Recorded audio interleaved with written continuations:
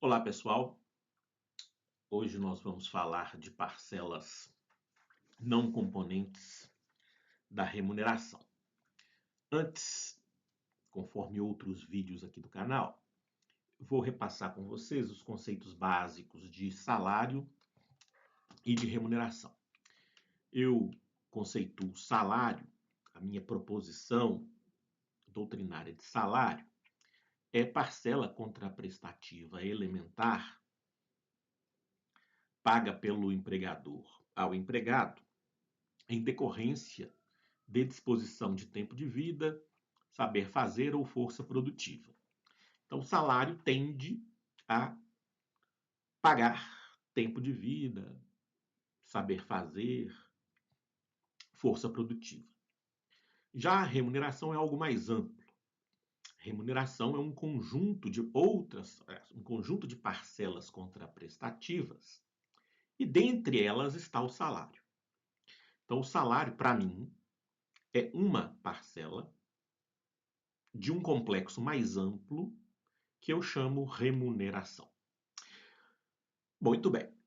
Além dessas parcelas contraprestativas remuneratórias, que nós temos um vídeo aqui no canal para tratar delas, existem outras parcelas, outros pagamentos que comparecem ou podem comparecer ao contrato e que não têm a natureza jurídica remuneratória. São parcelas não componentes da remuneração. Muito bem.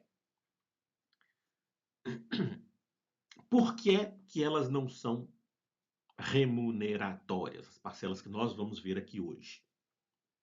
Normalmente, por não haver contraprestação.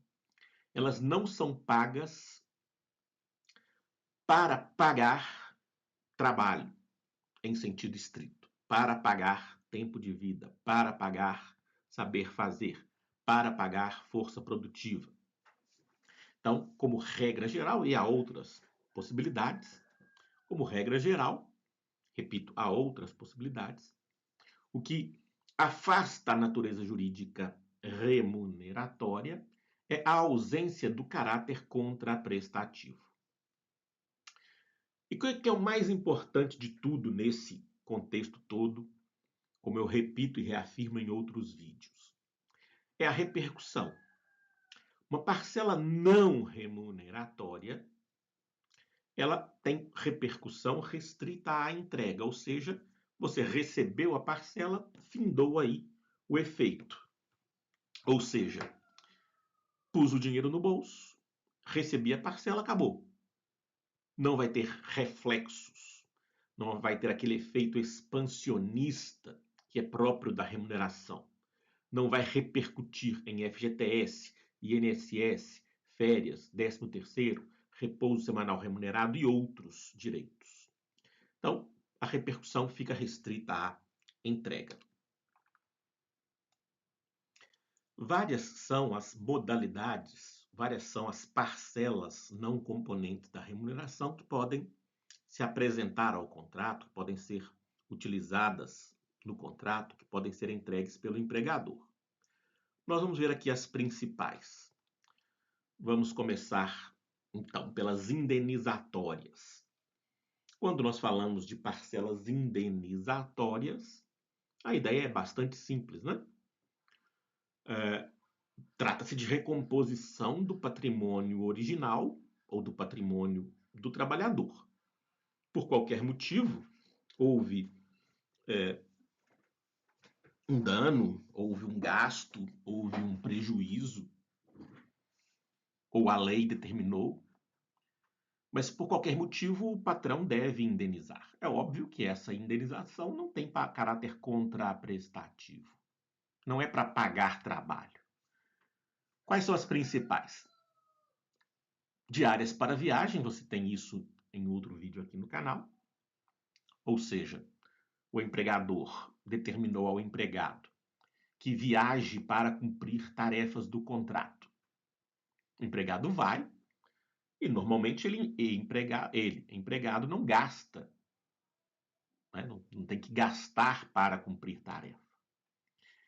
Ele gasta o dinheiro dele e o empregador reembolsa, ou o empregador adianta os valores necessários a título de transporte, hospedagem, alimentação, etc. Essa parcela, esse valor, tem caráter indenizatório, mesmo para ajuda de custo. Extraordinariamente, o empregado suporta um ônus, um custo, em benefício do patrão. O patrão recompõe esse patrimônio. Por exemplo, o vendedor externo, empregado, utiliza sua própria motocicleta para fazer as vendas. O empregador paga a gasolina, o desgaste dos pneus, o desgaste da motocicleta, óleo, etc. Recompõe o patrimônio do trabalhador, pagando a ajuda de custo. Obviamente, esse caráter não é remuneratório da parcela, e sim indenizatório. Vale transporte, nos termos da lei, o cartão, né, de transporte, o ticket, papelzinho, o que valha para transporte, casa, trabalho, casa do empregado, tem natureza indenizatória para o gasto desse transporte. No caso dos domésticos, também será assim, com a possibilidade de seu pagamento em dinheiro, o que não se dá no âmbito seletista. No âmbito da CLT, esse vale-transporte não pode ser entregue em dinheiro, ou o valor do transporte não pode ser dado em dinheiro, e sim em ticket, cartão, passe, o que for. Também nos termos da lei, as férias não gozadas e sua dobra. O trabalhador não gozou férias, vai ser indenizado. O trabalhador gozou férias fora do prazo, vai ser indenizado por isso. Aviso prévio indenizado, o próprio nome indica. FGTS, nos termos da lei, é uma indenização por tempo de serviço. Ruptura contratual incentivada, que pode ser PDI, PDV, né? Plano de desligamento incentivado, plano de desligamento voluntário. O empregador indeniza o empregado que se apresenta para a rescisão do contrato. Indenização substitutiva do seguro-desemprego. Por algum motivo, o empregador frustrou o direito do empregado ao seguro-desemprego, que seria pago pelo Estado. Como essa frustração de direito decorre de culpa do empregador, ele indeniza. E as indenizações por danos morais, materiais, estéticos, e outros tantos, né, danos que podem ser impostos ao trabalhador pelo seu empregador. Parcelas de natureza instrumental, portanto, ferramentas de trabalho, instrumentos de trabalho. São parcelas, são instrumentos, são ferramentas que têm um valor de uso, e esse valor de uso não será considerado para os efeitos remuneratórios, para os efeitos expansionistas da remuneração, porque são ferramentas. 458, parágrafo 2º, inciso 1. 458 caput. Além do pagamento em dinheiro, compreende-se no salário, para todos os efeitos legais, a alimentação, habitação, vestuário ou outras prestações in natura que a empresa, por força do contrato ou do costume, fornecer habitualmente ao empregado. Então, esse é o caput. Parágrafo 2º, inciso 1. Para os efeitos previstos neste artigo, não serão consideradas como salário as seguintes utilidades concedidas pelo empregador. Inciso 1. Vestuários, equipamentos e outros acessórios fornecidos aos empregados e utilizados no local de trabalho para a prestação do serviço. Então, essas utilidades, esses bens úteis, que têm valor de uso. O valor de uso desses equipamentos, vestuários e outros acessórios, eles não integrarão o patrimônio jurídico remuneratório do empregado, porque são ferramentas, são instrumentos. Não são pagos, não são entregues essas utilidades porque houve trabalho entregue, mas para que o trabalho seja entregue. Então, essa é a diferença, o que afasta a natureza contraprestativa da parcela, que não é indenizatória, mas é instrumental.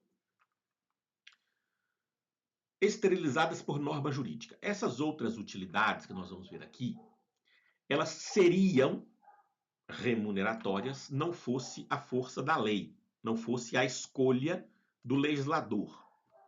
E uma escolha sábia do legislador, como nós vamos ver aqui. As parcelas, então, têm, ou melhor, essas utilidades têm um valor de uso. Essas utilidades têm um preço, elas têm um custo. E esse custo, esse preço, esse valor de uso não será integrado ao patrimônio jurídico remuneratório do empregado. Essa utilidade ela se esgota na fruição como repercussão.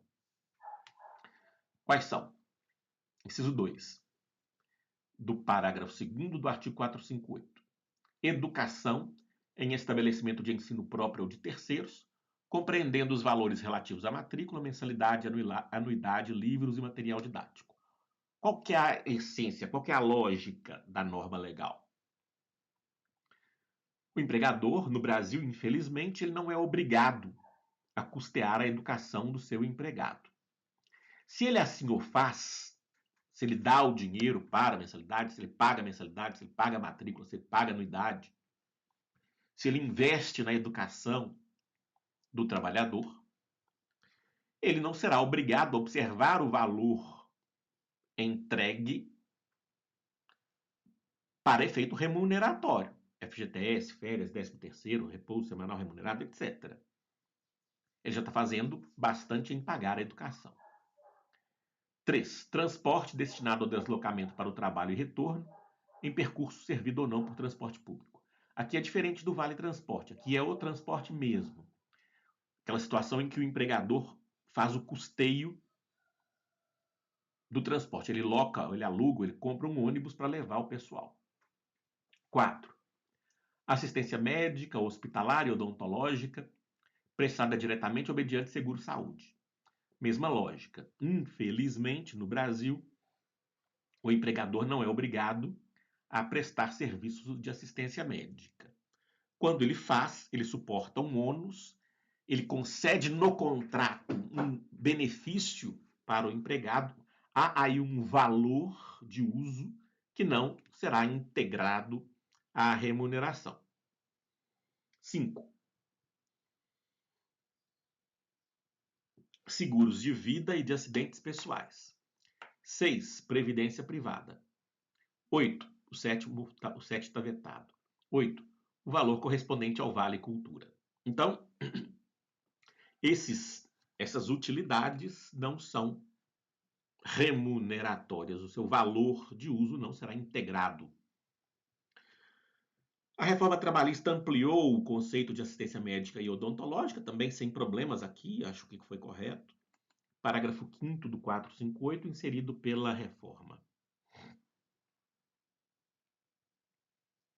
O valor relativo à assistência prestada por serviço médico ou odontológico, próprio ou não, inclusive o reembolso das despesas com medicamentos, óculos, aparelhos ortopédicos, próteses, órteses, despesas médico-hospitalares e outras similares, mesmo quando concedido em diferentes modalidades de planos e de coberturas, não integram o salário do empregado para qualquer efeito, nem o salário de contribuição. Aqui, então, há uma ampliação da assistência médica anteriormente prevista para abarcar também medicamentos, óculos, aparelhos ortopédicos, etc. Uma boa medida, excepcionalmente uma boa medida do legislador da reforma ao explicitar a ampliação da cobertura de saúde pelo empregador para o empregado sem natureza remuneratória. Outra parcela que não é remuneratória, embora pudesse ser, se o legislador não tivesse feito uma intervenção nisso, é a parcela participação nos lucros e resultados. Há empregadores que, mesmo não sendo obrigados por lei, eles distribuem lucro ou resultado no final do ano ou em outra data. Esse valor distribuído não tem natureza remuneratória, porque o legislador assim estabeleceu no artigo 7º, inciso 11 da Constituição e na Lei 10.101 de 2000. Uma outra inovação, o reembolso creche, Lei 14.457 de 2022, também não é obrigatório, mas o empregador que quiser pagar creche para filhos de seus empregados poderá fazê-lo sem que o valor gasto, sem que o valor de uso, sem que esse valor seja integrado à remuneração. Também o legislador da reforma estabeleceu que prêmios e auxílio alimentação perderam natureza jurídica remuneratória que eles tinham até 2017. 457, parágrafos 2º e 4º. Esse 22 aqui tá errado, tá, gente? É porque isso era antes da medida provisória, na medida provisória 808, que não foi adiante. Eu tenho depois que consertar isso. Vou até consertar esse trem de uma vez aqui, para não persistir no erro. Eu vou manter nesse vídeo, mas nos próximos isso não mais comparece. Vamos então à regra 457, parágrafo 2º. As importâncias, ainda que habituais, pagas a título de ajuda de custo, auxílio alimentação, vedado seu pagamento em dinheiro. Então, primeiro, auxílio alimentação, vedado seu pagamento em dinheiro. Diárias para viagem, prêmios e abonos não integram a remuneração do empregado, não se incorporam ao contrato de trabalho e não constituem base de incidência de qualquer encargo trabalhista e previdenciário. Eis aqui, portanto, a vontade do legislador da reforma de retirar natureza remuneratória de auxílio alimentação e de prêmios. E então nós temos agora uma previsão dessa não integração, dessa não repercussão, que com relação ao auxílio alimentação, ok, me parece sem maior controvérsia. O que significa isso? O empregador, não sendo obrigado, né, não é, pode, se quiser, dar alimentação, custear a alimentação de seus empregados. E há várias formas de fazê-lo.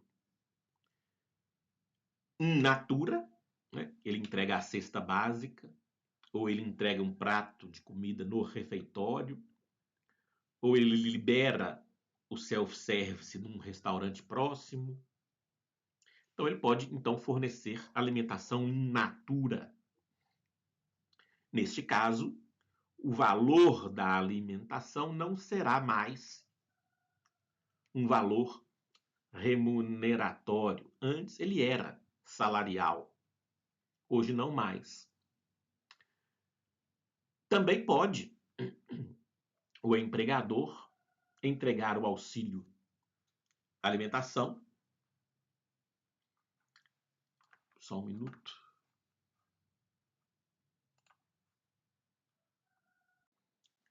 Tem um detalhe aqui, gente, que eu esqueci de apresentar antes com relação à alimentação. Vamos voltar aqui então no auxílio alimentação. O que o legislador da reforma estabeleceu como não remuneratória foi a parcela ticket alimentação ou vale alimentação, aquela do cartão alimentação. No 457 está dizendo auxílio alimentação perde natureza remuneratória. A alimentação in natura, que eu vinha dizendo, ela só perde essa natureza remuneratória por acordo coletivo de trabalho, convenção coletiva de trabalho ou participação do trabalhador e do empregador no PAT, Programa de Alimentação do Trabalhador. Há outro vídeo aqui no canal em que eu trato desse caso específico da alimentação in natura. Então deixa eu reformular, porque faltou colocar isso preliminarmente. Como regra geral, a alimentação in natura continua sendo salário. A cesta básica, o almoço em refeitório, o almoço em restaurante. Na prática, essa regra geral é excepcionada, muitas vezes, por acordo coletivo de trabalho, convenção coletiva de trabalho ou aplicação da lei do PAT. Então, é simples para o empregador retirar tal natureza remuneratória por ACT, CCT, PAT. Mas, nos termos da lei, as parcelas de alimentação in natura continuam salariais, portanto, remuneratórias. O que o 457 da reforma fez foi excluir ticket alimentação, vale refeição, esses cartões do complexo remuneratório. Obviamente, desde que esse auxílio seja entregue em ticket ou em cartão. Entendido, gente? Quando eu vinha fazendo aqui a apresentação, eu não coloquei antecipadamente a exceção e apresentei invertidamente. Mas espero que tenha ficado claro, peço desculpas por esse atropelo aqui. Mas, em síntese, o que foi esterilizado é o ticket de alimentação, o vale-refeição. O resto segue como regra geral legal, com natureza salarial remuneratória, que pode ser retirada por ACT, CCT e PAT. Temos outro vídeo aqui no canal especificamente sobre isso. Então, vamos esterilizar por norma jurídica apenas o auxílio alimentação, que é o cartão, né, o vale. E não o dinheiro e não in natura. Beleza, gente? Entendido? Muito bem. Os prêmios. Até 2017, os prêmios eram considerados parcelas remuneratórias. E aí, o legislador da reforma, atendendo ao pedido do patrão, do capital, resolveu retirar a natureza jurídica remuneratória do prêmio, em prejuízo ao patrimônio do trabalhador, porque o valor pago a título de prêmio agora não repercute em FGTS, INSS, férias, 13º, etc. O que são prêmios? Parágrafo 4º do 457. Consideram-se prêmios as liberalidades concedidas pelo empregador em forma de bens, serviços ou valor em dinheiro a empregado ou ao grupo de empregados. E aqui está a essência. Em razão de desempenho superior ao ordinariamente esperado no exercício de suas atividades. Então, prêmio é parcela não remuneratória paga pelo empregador ao empregado quando ele, empregador, quer destacar desempenho superior ao ordinariamente esperado. O problema é que quem diz inicialmente o que é ou não ordinariamente esperado é o próprio empregador. Então ele fixa o prêmio, diz que quem atinge aquele patamar supera o ordinário e por isso ele paga. Esse pagamento não tem efeito expansionista remuneratório. Num segundo momento, é óbvio que se esse prêmio foi usado para esconder salário, o trabalhador pode reverter isso em juízo. E aí o magistrado avaliará se aquilo que foi pago foi feito por razão de um desempenho superior ao ordinariamente esperado.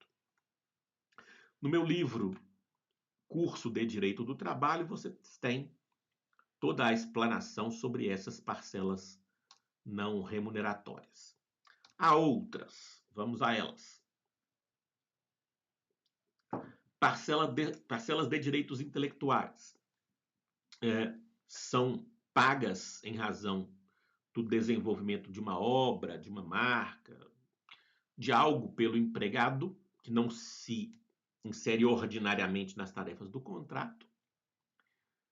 E aí ele recebe, a título de cláusula civil no contrato de emprego, um valor que não terá natureza jurídica remuneratória. Mais sobre isso também no meu curso de Direito do Trabalho. Opção de compra de ações. Quando o empregador é sociedade anônima, ele pode conferir aos seus empregados o direito a adquirir no mercado de ações de modo mais vantajoso as ações dele, empregador. E aí, com isso, há um ganho, ou pode haver um ganho desse empregado porque trabalha naquela sociedade anônima. Então, ele tem condições mais vantajosas para a compra de ações e isso se reflete num acréscimo, né, financeiro para aquele empregado. Pode significar.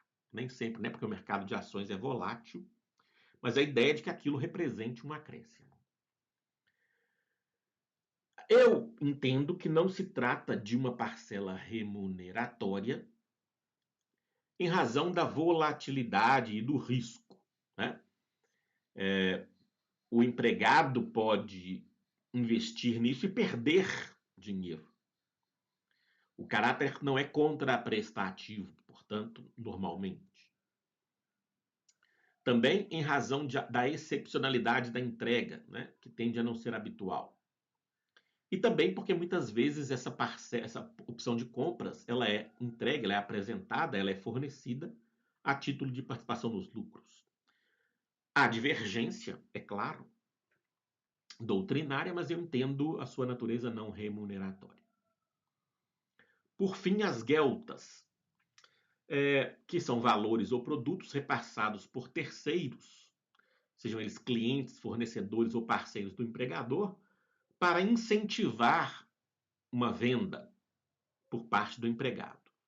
Então, imagine que em um atacado ou em uma loja de material de construções, o fabricante A queira incentivar os vendedores a oferecer para os clientes a sua cartela de produtos e não a do concorrente B.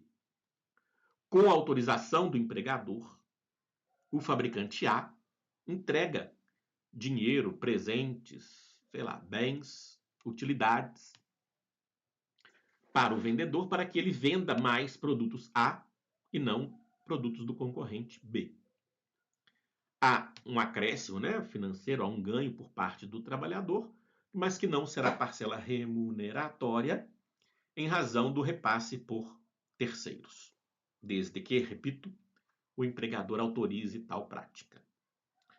Bom, então, são essas as principais parcelas não componentes da remuneração, e o essencial aqui é que vocês compreendam que o efeito se esgota na fruição e o valor não será integrado,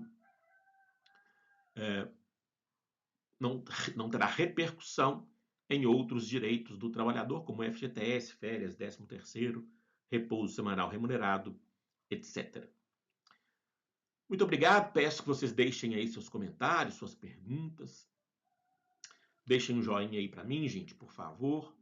Indiquem essa aula para os seus colegas que estão estudando o direito do trabalho.